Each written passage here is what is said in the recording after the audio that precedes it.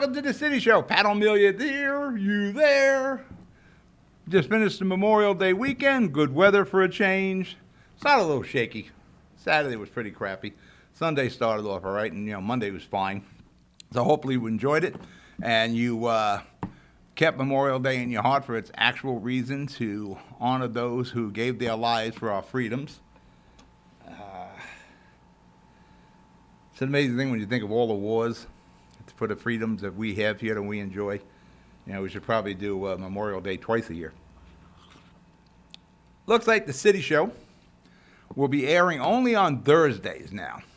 We're in a contract renewal with Comcast, and recently we started airing the City Show all through Hudson County, and it's split between really 3 cable networks, regions.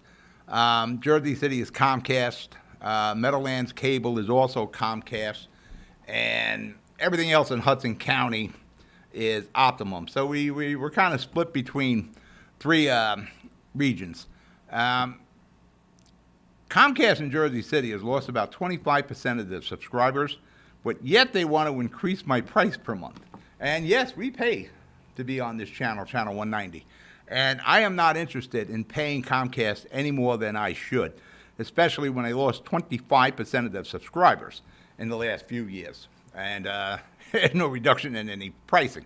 So unless that changes, you'll notice that the City Show will only air on Thursdays, which is fine with me because we're covering more ground that way. But, we've always kind of been on Tuesday. I'll miss Tuesday, but it was only airing in Jersey City on Tuesday. So we picked up the whole county over the last few months when we made the agreement with Optimum.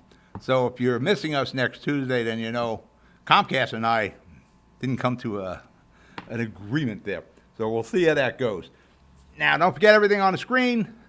Subscribe to us on YouTube, like us on Facebook, follow us on Twitter and Instagram, and don't forget our live stream. That is our live stream / Vimeo. That is our base streaming network. We archive all our shows there, and there's a ton of other programming, so download the app.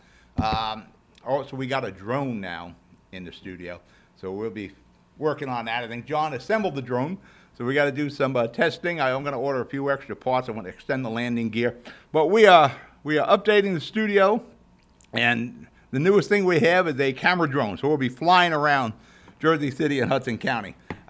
Today, our topics, we're pretty much going to talk about the shootings in Buffalo and Texas. I have some other info here, but I think the entire show is going to be about the shootings. You're watching the City Show. I'll be right back.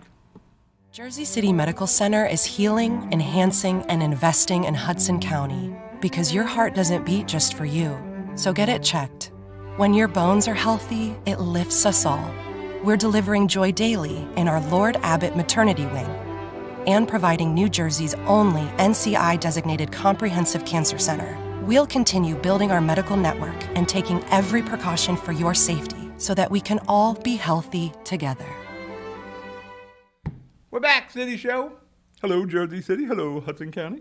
Hello, people in the Meadowlands. What is the Meadowlands? That's Secaucus, Harrison, Kearney. We actually get in the Bergen County there. We get some of East Rutherford in there. I'm forgetting another city in there that we're in. But we pick up all Hudson County between Comcast, Meadowlands, and Optimum. But I'll miss Tuesdays if that's the case. As you're well aware, in the last 3 weeks, there were 2 mass shootings, murders that were conducted by 18-year-old kids. Now, I enjoy working with kids. We're going to be doing a high school program with the North Bergen High School. We are hoping to do the same in Jersey City, but we're running into a location problem in Jersey City. Jersey City is very expensive. And, for years where we had loft spaces and warehouses where you can convert that open space into a nice studio, they've either been converted into condominiums and knocked down, and high-rises have taken their place. So we'll keep you posted on that. But the North Bergen one probably go first, of course, because we already have a studio in North Bergen. I like working with kids. They keep me young. The more you work with kids, the younger you stay. And I try to stay young of mind as much as I can. What is amazing me is what is causing 18-year-old kids, in both cases, Buffalo and in Texas, 18-year-old kids becoming murderers. And as heinous as Buffalo shooting was at the supermarket, you think you can't top that? Well, you can when you're shooting little kids. When you're shooting 7, 8, 9-year-old kids, you actually manage to top the heinous shooting in Buffalo, which is hard to believe. But yeah, I don't know what kind of hate you have to have in your heart to look at the face of an 8-year-old kid and kill him. And unfortunately, how the whole situation in Texas was handled is flat out awful. We should talk to the people in Buffalo how they handled it. The police, the only thing you can say is they just handled this terribly. They have no training, no management, no supervision skills. And I hate to say it because I'm really pro-cop, but no backbone. These people were definitely in fear. And listen, we always talk about first responders and cops that when they're rushing in, when everyone else is rushing out. In this case in Texas, there was no rushing in. And I guarantee you, hopefully we never have to test this theory. That would not happen with Jersey City cops or New Jersey cops for that matter. We got a pretty damn good police force. A lot of these children, unfortunately, bled out why these police were standing outside in, full armor, by the way, and guns and all, where parents were screaming. That's going to be investigated for a very long time. And unfortunately, a lot of young children died, and a lot of them suffered by bleeding out before they died. Yeah, it's amazing to me because I enjoy working with kids and 18-year-old, 17-year-old kids, how they can have hatred in their heart like this. But it's basically a fairly new phenomenon that we have here with children killing children. And 18-year-old kids, they're kids. Now, killing little children, that's super heinous. There's a special place in hell for that individual when he was already there. It started to manifest itself in the late 90s, where you had Columbine, you had the Aurora Theater shooting. You had kids who were, for whatever reason, just indiscriminately shooting innocent people. And these were kids. 18-year-old kids. We had some as young as 16. I think the Alan Lanza kid was 16 years old. How they become so full of hate, we need to understand. And like I said, Columbine, I think, was 1999. I think Aurora was just right around the same time frame. And since then, and it's really building up, where it's become very common for children to kill 18-year-old kids. And you try to get your head around what is occurring here and why are these children becoming killers. You're going to hear the blame's on a gun. There's a lot of faults here. So I try. There's smarter people than me that are going to figure out what's happening here, and we do need to figure this out. Let's start with these last two shootings. Let's go from there. And we can work our way back, but let's finally figure out what the hell happened here in these last two shootings with kids. These are 18-year-old kids that don't know their butt from their elbow, who, we talk about them being radicalized. One week they can be into this, and next week they can be into something else. You remember yourself as an 18-year-old, or kids that that you see on a regular basis that are 17, 18 years old. How the hell do they have the hate in them? But what also has risen, along with the killers, is the internet. That's the only thing I can correlate as to why there is such an increase and a rise in young kids, 17 to 18-year-old kids, becoming murderers, large-scale murderers. And like the Texas shooting with the 18-year-old kid, or like Sandy Hook with the little children, that's super heinous crime there. Is the social media and the internet involved in the escalation of these shootings, Because prior to the 90s, it's really rare. Like in my era, of people of a certain age, the only time you heard of any kind of shooting like this, it was the post office. And we used to call it going postal. Occasionally, the mailman would freak out and shoot up the post office. Occasionally, you had some workplace shootings. But they were, people whose lives were burned out, or at least in their mind, their lives were burned out. Their lives were going, whatever the reasons. They had complications at work. They didn't like the shift the boss was on. Whatever the case is, they went to violence. But it wasn't a case of kids. Now we have kids doing it. And as you look from the mid-'90s onward, where we're dealing with these shootings with children, there's the rise of the internet and social media. Do these kid killers find individuals of the same like on social media? Do they find people who are encouraging them, who will sympathize with them and agree with them? In this small frame of time when these kids, I guess we'll use the word radicalized, can be radicalized or at least led down a bad path. And believe me, 17, 18-year-old kids can be led down a bad path. And that's what I think happened here. Fortunately, it's a minority of it. Let's break for commercial. We'll pick this up. You're watching The City Show. I'll be right back. I've got cancer. We've got the highest level of cancer care, the latest clinical trials, researchers working to find a cure, and nurse navigators to guide you every step of the way. At New Jersey's only NCI-designated Comprehensive Cancer Center, your safety has always been our top priority. I've got cancer, but I also have peace of mind. Jersey City Medical Center and Rutgers Cancer Institute of New Jersey. Let's beat cancer together. We're back, City Show. Pat O Melia here. We're talking about the heinous shootings in Buffalo and Texas. Like I said, it's amazing you could top the heinous shooting in Buffalo, but when you're shooting 7, 8, 9-year-old kids, you topped it.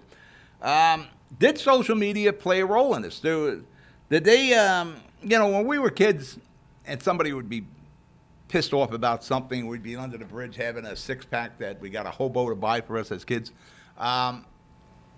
If somebody said something crazy like that, it would be dismissed immediately. Like, shut the hell up. You don't know what the hell you're talking about. But as we were growing up, we went from this fad to this fad to this. We're into this, we're into that. Was any of us radicalized? No. But I came from Dogpatch, so we missed everything. We missed the drugs. We missed radicalization. What we did, we tried to earn a living. Nobody had money. We worked as much as we could. It was, in my opinion, was a great way to grow up.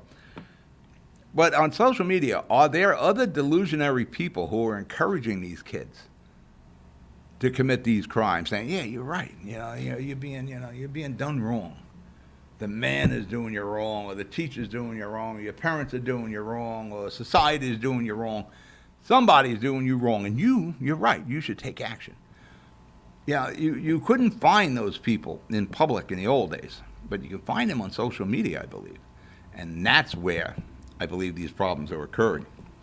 Maybe it's the online attention they get from some of these people, and they talk about, "Oh, I bought a gun, or I got a big knife, or I'm gonna do something big soon. Keep paying attention to me." Maybe that's part of it. And the other thing, these kids who turn to killing, and at least the Buffalo, we can analyze this kid. He's still alive. Maybe these kid killers, they're not the center of attention. They're not the social center of their groups. They're usually the outcast. And maybe the internet, they feel they're becoming the center of something. That may be the case. Did social media play a role in that, where these people start to think, these kids start to think, they're the center of attention because they're getting replies or followers or whatever the case is? Maybe there has to be some sort of correlation. We have to understand what is occurring here and what is corrupting these young kids. And the only thing I can see as I look back from the 90s to today is the rise of the internet and social media. You know, like I said before, guns will get blamed for this. But guns weren't the reason for the hate and the murders. Somehow, these kids developed this type of hate in a very short lifetime. You know, we're talking 18-year-old kids. You know, a 16-year-old, they certainly weren't thinking about shooting people. Somewhere along the line, they got corrupted. And like I said, as with most cases, these kids are interested in something this week. The next week, they're interested in something different, so on and so forth. Something has corrupted them. Now, like I said, the guns will get blamed, but in Jersey City and in New York City over the Memorial Day weekend, we had fatal stabbings in Jersey City. You had them in New York City.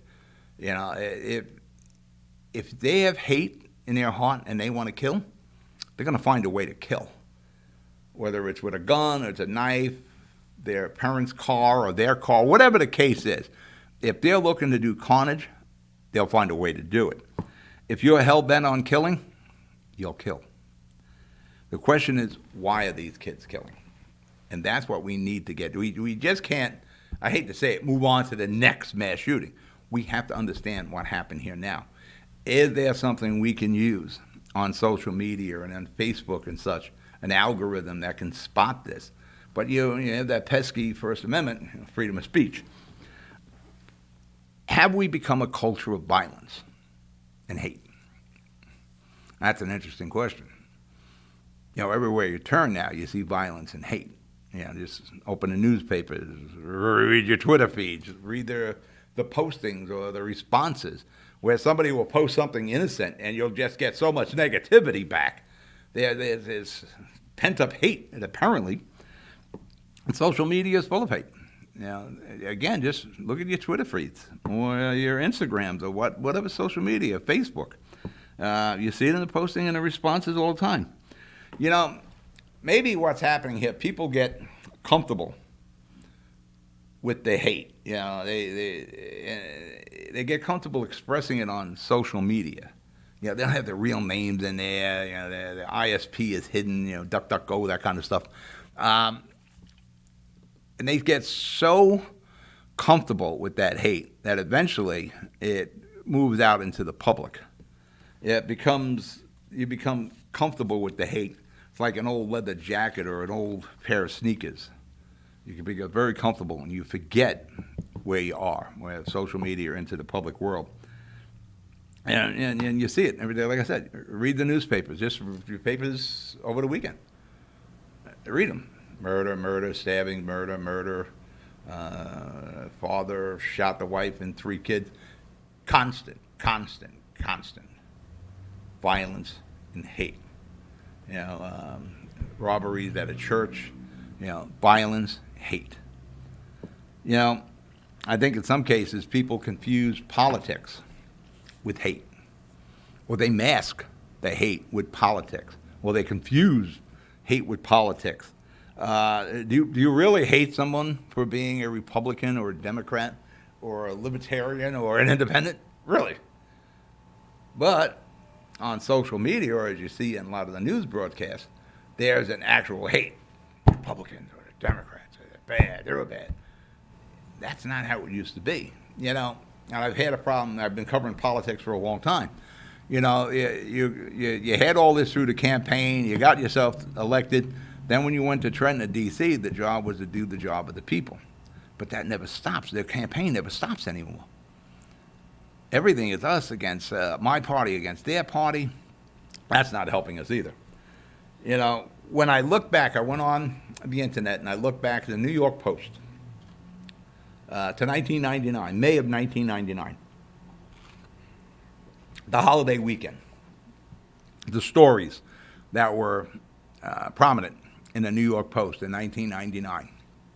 And what you had was a big crackdown on gangs, Rudy Giuliani, what was going on in New York.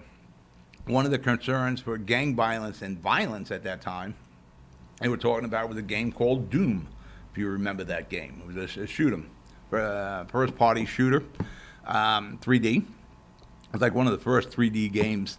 That was a concern in 1999. Think about that and think about what we're reading in the papers today. Now, Doom was a video game. we're reading real doom that's occurring in the papers today. All right, break for commercial. You're watching The City Show. I'll be right back. Jersey City Medical Center has a passion for heart health. We're Hudson County's only full-service heart hospital with innovative technologies and premier cardiovascular physicians, a partnership with Rutgers Health, the latest technology and medical advancements, and nationally renowned care for every heart in every community. Whoever your heart beats for, our hearts beat for you. Jersey City Medical Center.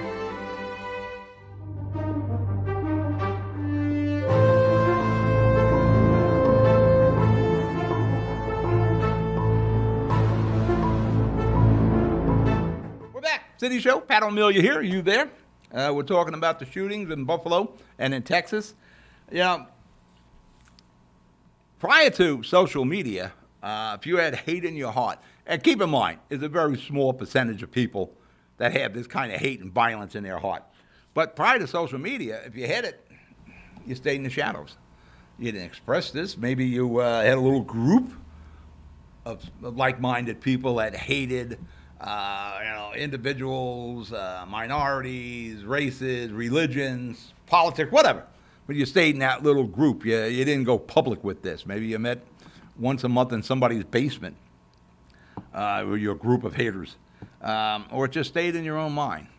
Maybe your hate came out at home occasionally when you were watching TV and your kids got to witness some of it. That's not the case anymore.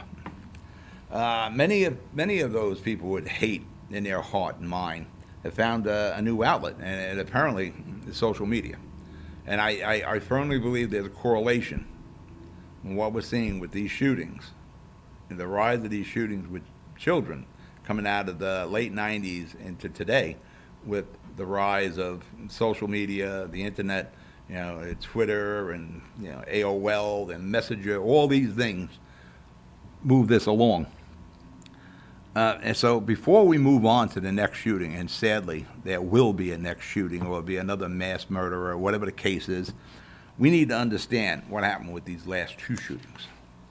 We just can't move on unless we understand. Now, you'd like to go back and investigate every one, but for now, let's look at Buffalo, what happened with this kid at the Top supermarket, and what happened in Texas with this kid. Now, there's a broken home scenario that's always played. Somebody brought up COVID. Oh, it's not COVID. Broken homes, a lot of people come from broken homes. There's a large percentage of the population that's being raised by single mothers. My parents were gone when I was like 8. I managed to, avoid becoming a mass murderer or anything. So I'm not sure the broken home is it. Over the holiday, the Memorial Day holiday, was down the shore. The kids got the house in Seaside Heights, and it's a couple of blocks from the boardwalk and the beach in Seaside. I've seen a lot of 17, 18-year-old kids. Going up to the beach. They're on the boardwalk. They're on the beach. Couldn't swim, but of course there was no lifeguard. But there were rule breakers there. Laughing, or eating pizza, having ice cream.